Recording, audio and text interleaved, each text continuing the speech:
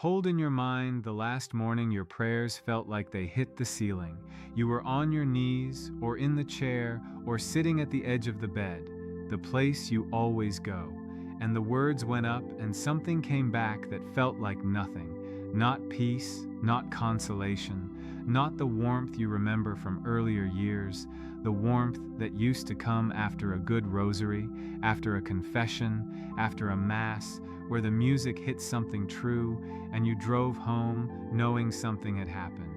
Now there is none of that. There is just the ceiling. Cold, flat, absolute silence. And you have been carrying something about that silence ever since. A suspicion you have not said out loud, because if you said it out loud, it would become more real than you want it to be. The suspicion that maybe God stopped listening, or that he stopped caring, or that you did something somewhere that finally pushed him past the point of return. I know what that silence is. I know its shape, and I know what it is not. Stay with me. In the next 35 minutes, I am going to give you something I did not have at 35. The map I wish someone had put in my hands when I was the one in the dark, and when I was the priest on the other side of the screen sending people back into the dark without the right tools. I am Dr. John Miller, 30 years as a parish priest. What I am telling you tonight I did not learn in seminary. Seminary gave me theology, which matters. What I am telling you tonight I learned from the confessional, and specifically from the people I failed to help in the confessional in that first decade before I understood what they were actually describing. God already knows, and he is still here. I am not going to give you the polished answer. I am going to give you the answer I wish someone had given me at 35. The answer that would have changed the advice I gave to 3 people in that first decade of ministry. 3 people who came to me in the worst darkness of their prayer lives, and I sent them away with something that was not wrong, exactly, but was not quite right either. Something that addressed the surface and missed the structure. I am going to give you the structure tonight. There is a word Catholic mystics use for what I just described: the cold ceiling, the empty prayer, the felt absence of God. The word is spiritual desolation. St. Ignatius of Loyola named it with clinical precision in his rules for the discernment of spirits, and it is one of the most precisely useful words in the Catholic tradition. Before I define it technically, and I will define it precisely, let me say this first. If you are in that silence right now, that silence has a name.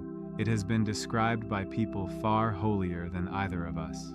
St. John of the Cross wrote an entire book about it. St. Therese of Lisieux lived in it for the last 18 months of her life, dying, unable to feel the God she had consecrated herself to at 15. St. Mother Teresa carried it for 50 years. This is not new. This is not unique to you. This is a well-mapped territory in the Catholic spiritual tradition, and the fact that your parish has perhaps not given you that map is not a reflection of the map's existence. The map is real. Spiritual desolation, and now I will define it, is not the absence of God. It is the removal of the felt sense of God's presence for a purpose you cannot yet see and may not see for years. That distinction is the entire point of tonight's conversation. Here is what I got wrong for years, and I want to be precise about this because the error cost real people real things. I thought that feeling close to God was the same as being close to God. I thought that when someone came to me and said their prayers felt empty, their rosary felt mechanical, their mass attendance felt hollow, I thought the right diagnosis was distraction, or spiritual laziness, or unconfessed sin blocking the channel of grace. And so I gave them what I knew how to give: more prayer, more structure, earlier mornings, better discipline, examination of conscience every night. And sometimes that helped. Sometimes the dryness was caused by exactly what I thought, an interior disorder that discipline and confession could address, but not always. And in the cases where it was not that, in the cases where what was happening was the active withdrawal of consolation by a God who was deepening the soul's capacity for love by removing the comfortable scaffolding, in those cases, my advice made things worse. not because it was wrong in itself, but because it diagnosed the wrong problem. A good remedy applied to the wrong disease is not neutral. It extends the suffering. God already knows, and He is still here. In Psalm 22:1 we read, my God, why have you forsaken me? Why are you so far from saving me, so far from my cries of anguish?" I want you to sit with that sentence for a moment before I go on. Those are the words spoken by Christ from the cross. The Son of God, the second person of the Trinity, experiencing in His full humanity the felt absence of the Father at the very moment in all of human history when the Father was most present, most at work, most completing the most profound act of redemptive mercy the universe has ever seen or will ever see. The felt absence and the actual absence were not the same thing. They were not the same thing on Calvary, and they are not the same thing in your prayer chair at 6 in the morning when the words go up and nothing comes back. In Job 23:8-9, Job says, "If I go to the east, He is not there. If I go to the west, I do not find Him. When He is at work in the north, I do not see Him. When He turns to the south, I catch no glimpse of Him." That is not a failure of faith. That is an honest description of what many souls experience in the dark night. The Church does not give us those verses as a warning. She gives them as evidence. Evidence that the experience you are describing, going east, going west, finding nothing, is part of the documented record of the spiritual life. That is not a comfort verse. That is a map. God already knows, and He is still here. I sat across from someone once. I will not tell you who or when, but I will tell you what they said.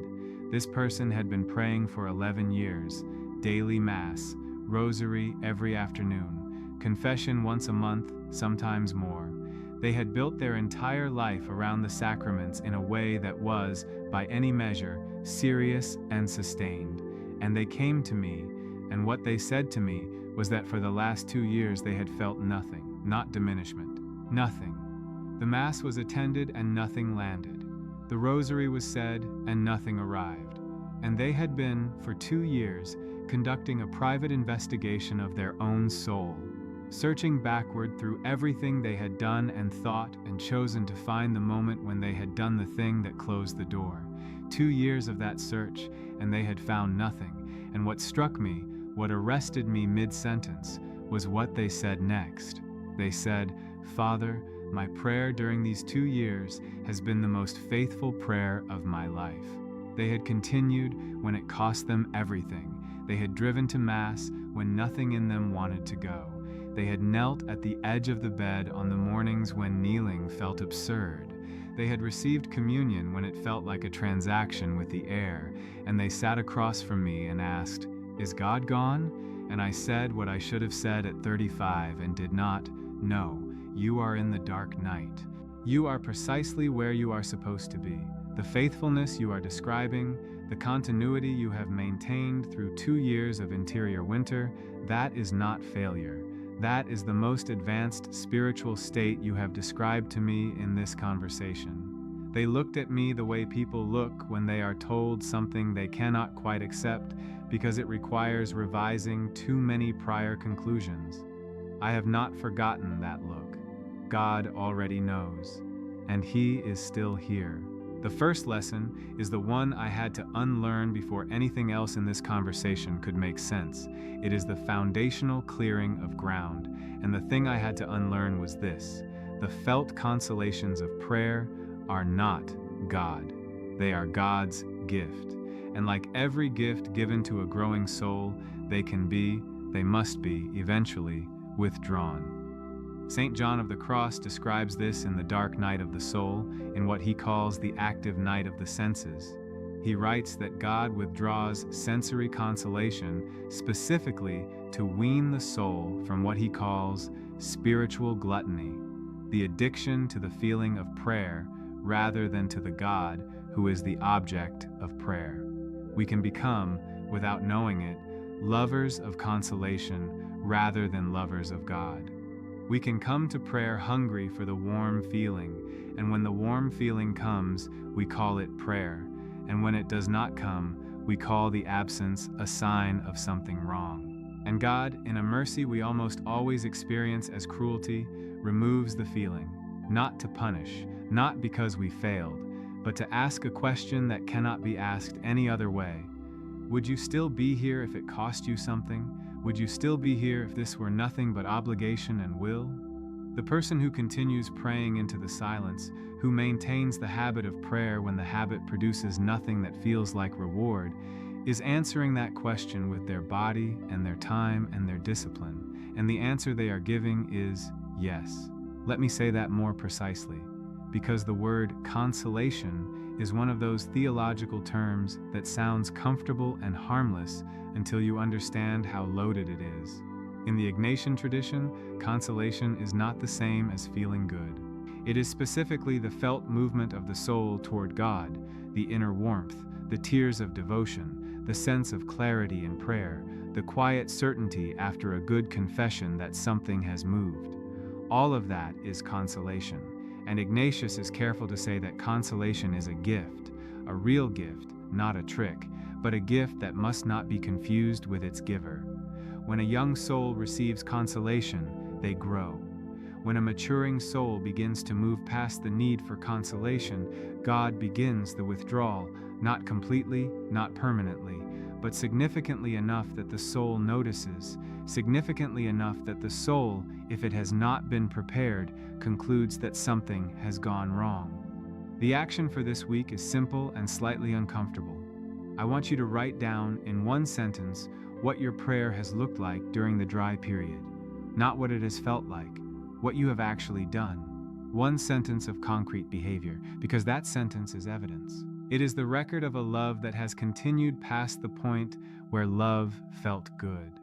The warning I must give is this: the most common mistake in the active night of the senses is to increase volume and decrease quality, to pray more frantically, more desperately, as though the consolation will return if you perform hard enough. It almost never works that way. The night has its own season, its own timeline. What it needs from you is not frantic addition. It needs faithful maintenance. God already knows, and He is still here. The second lesson is the one that required St. Ignatius, and it is the diagnostic lesson, the one about how to know where you are. I said earlier that there are three things that look almost identical from the inside: spiritual desolation, spiritual discouragement, and clinical depression. And I want to give you the clinical lines that distinguish them, because the distinctions are genuinely important for what you do next.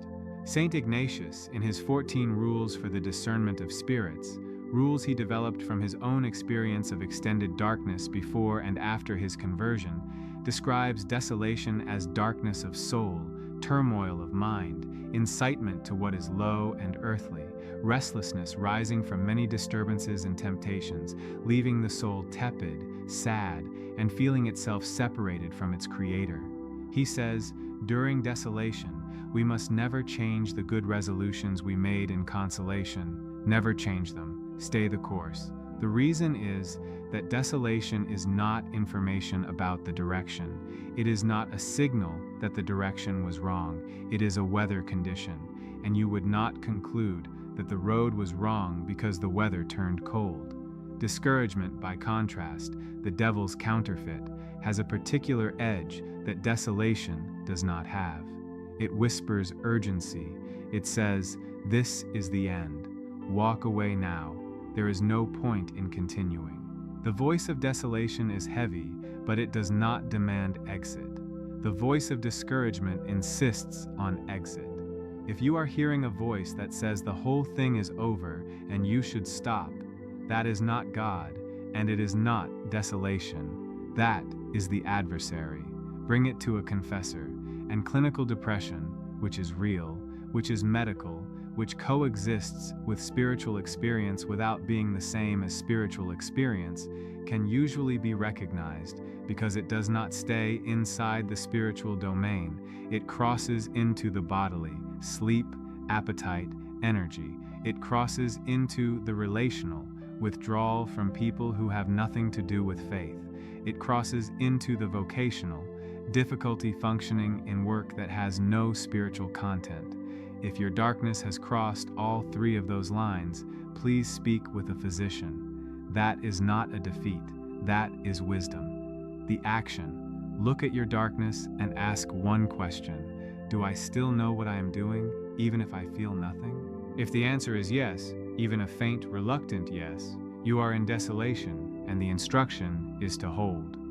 The warning. I will not pretend these distinctions are always clean. They are not. In 30 years of sitting with this, I have seen all three conditions at once in the same person. If you are not sure, bring it to a confessor who knows you. Do not sit alone with the uncertainty.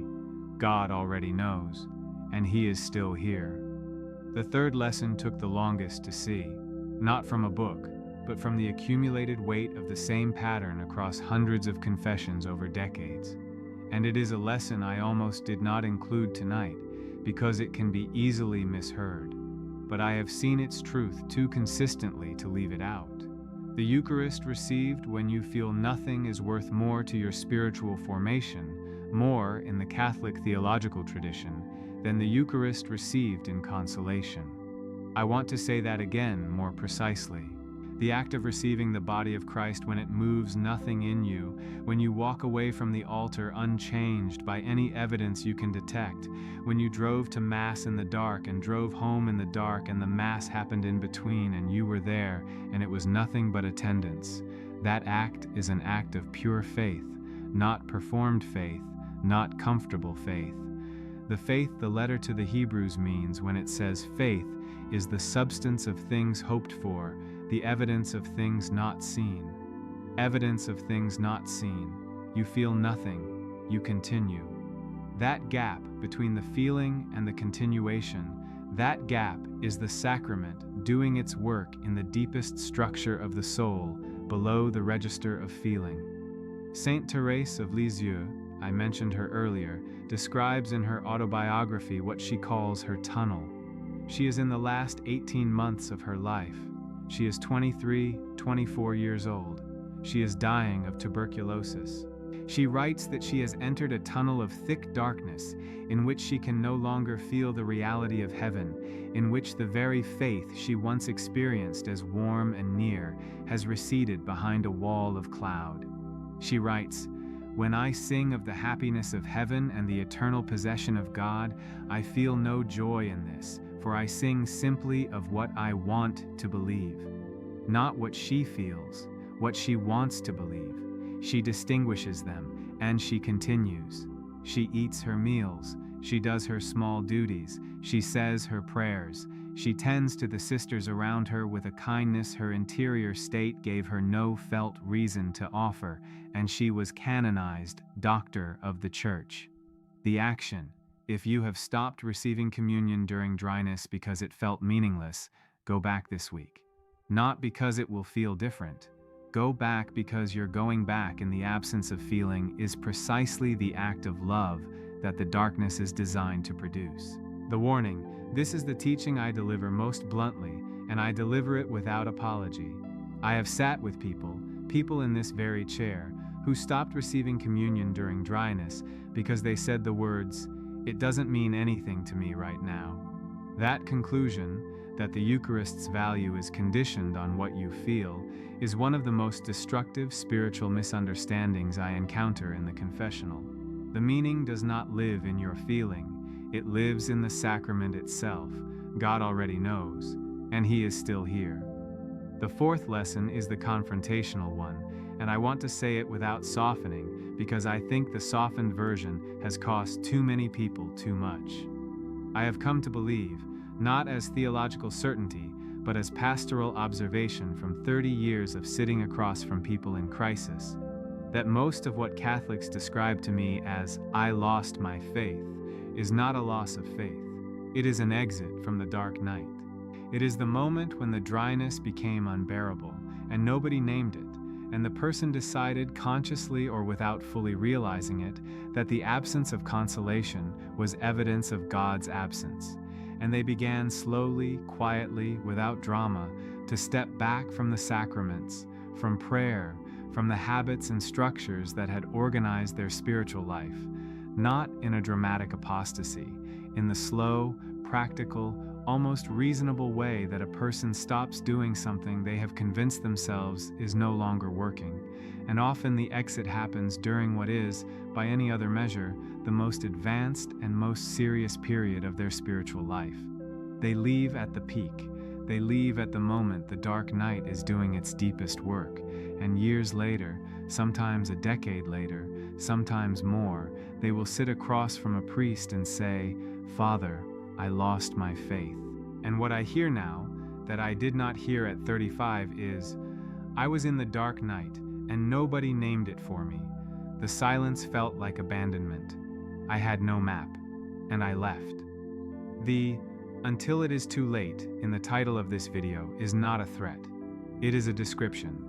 It is the moment when the dark night ends, not in the union and clarity that John of the Cross describes in books 1 and 2, the progressive purification moving toward a love that no longer depends on feeling, but in exit. And the exit is often invisible. It does not look like a decision. It looks like a gradual withdrawal that at each step seemed reasonable.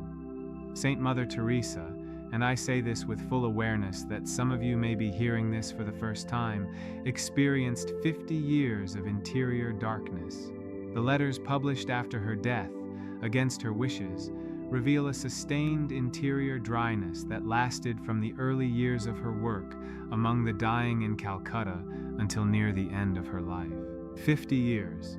She described it in private correspondence as a feeling that God was absent, that her prayers went unanswered, that the interior certainty that had launched her vocation had vanished and left her in what she called total darkness. And she held clinics, and she held the dying, and she built an order that now operates in over 100 countries, and she was canonized. The action. If you know someone who says they lost their faith, do not immediately try to argue them back. Ask them what prayer felt like in the year before they left. Ask them specifically. What you may hear underneath the framing of loss is the dark night, misdescribed but present. The warning, I will not be naive about this. Not every exit from Catholic practice is a misread dark night. Some are responses to real injury. Some are legitimate disillusionment. Some are things that require a different conversation than this one. I am not collapsing those distinctions. I am saying that the dark night is among the most commonly misdiagnosed spiritual experiences in ordinary Catholic life, and the cost of the misdiagnosis is very high. God already knows, and He is still here. The fifth lesson is the most personal, and I almost left it out. There is a reason it is last. I want to tell you about 3 people from the first decade of my priesthood. 3 people, 3 separate years, who came to me in what I now understand was the passive night of the Spirit, the deeper darkness that John of the Cross describes in the 2nd book of the Dark Night, where even the intellectual structures of faith seem to thin and become strained. Not the early night, where God withdraws sensory consolation. The later night, where the faculties of the soul, intellect, will, memory, are being purified directly, and the experience is of being stripped of even the capacity to think clearly about God. It is a rarer state, it is a more advanced state, and it requires a more precise pastoral response than anything I knew how to give in those years. And I gave those 3 people the same basic response. I said, examine your conscience carefully, because sometimes dryness is caused by unacknowledged sin. Go to confession, increase your prayer, add a new devotional practice, a holy hour if you can, or a regular prayer before the Blessed Sacrament. And they did those things, and the dryness continued.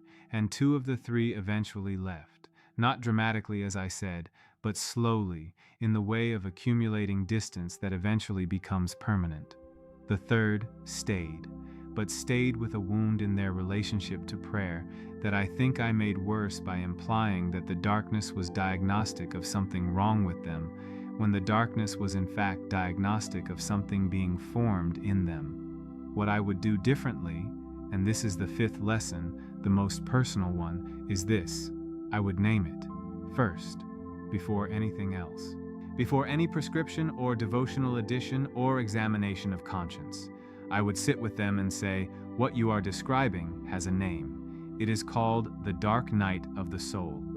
It is described by St. John of the Cross in a work he wrote in a prison cell after a brother priest had him kidnapped and locked in a closet for 9 months for the crime of trying to reform the Carmelite order. He wrote the dark night of the soul in that darkness, out of that darkness, about that darkness, and the darkness of God that preceded it. And Saint Teresa of Avila, his mentor, describes in the interior castle the soul's passage through the fifth and sixth mansions, the stages of deep prayer, as characterized by exactly this: the withdrawal of consolation, the dryness, the sense of distance, and the slow formation of a love that no longer requires the warm feeling to be real. The saints are not decorations.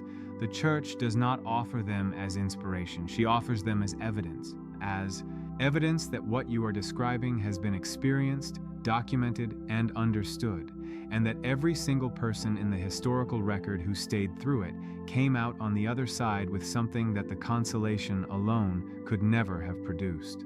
The action. Tonight, after this video ends, do not make any spiritual decisions. Do not decide to leave. Do not decide to try harder. Just hold the course until morning. One morning, then one more. That is the whole instruction. Do not interpret the silence. Do not explain it. Do not fill it with anxious solution. Let it be what it is. And what it is, I am certain of this after 30 years, is not abandonment. What it is the silence of a God who is nearer to you than you can feel, and whose nearness is precisely the thing being formed in you while you cannot feel Him. God already knows, and He is still here. If I were starting over, if I were a 35-year-old priest meeting someone in the first year of their dark night, I would say one thing before any prescription, before any increase, before any examination. I would say, what you are in has a name. Write one sentence below that tells me what your darkness has looked like. You do not have to explain it. You do not have to justify it. Just name it. We will hold it together. I will pray over every sentence in the comments of this video. Let us pray slowly. Lord Jesus, I am still learning this myself. I do not pretend to have arrived at the end of my own dark nights, and I will not speak to you tonight from a position of completed understanding. I stand with the people watching this. For those who have been praying into silence for months, for years, do not let them be fooled by the felt absence into believing in a real one. You were not absent from the cross, you were most present there. Let them understand that they are most held in the places where they feel most alone. For those who left the church during the dark night, who walked away because nobody named what they were in, and who are watching this video right now with a question forming about whether it is too late, tell them it is not too late. Let that land in them in a way that does not feel like obligation and does not feel like threat, but feels like the truth it is. The door is still open. For those who have stayed and maintained the habit of prayer through seasons of complete interior winter, who have received the Eucharist when it felt like nothing, who have knelt at the edge of the bed when kneeling felt absurd, let them know tonight what they were doing. They were not failing, they were loving. They were being formed into the kind of faith that does not depend on evidence of return. God already knows, and He is still here. Amen. Write the years, just the number. How many years have you been praying into this kind of silence? Leave the number in the comments below, just the number. We will pray for everyone who writes. Remember what we covered tonight. The felt absence of God is not evidence of His actual absence, and the Catholic tradition has given us 15 centuries of documentation of this distinction, from John of the Cross to Therese to Mother Teresa. The dark night comes to praying souls precisely because they are praying souls, and its arrival is not punishment, but invitation. An invitation to a love that no longer depends on feeling God in order to remain with Him. And the most important thing you can do inside the dark night is hold the course, receive the Eucharist, maintain your prayer practice, stay with the sacraments. Not because it will feel different tomorrow, but because your staying in the absence of consolation is the act of faith that the darkness is specifically designed to form in you. God already knows. And He is still here. If this is useful, subscribe. There is more where this came from. When you are ready, the next video covers what happens in the soul after the dark night ends, and why so many people miss the moment when the light comes back. I will see you in the next one.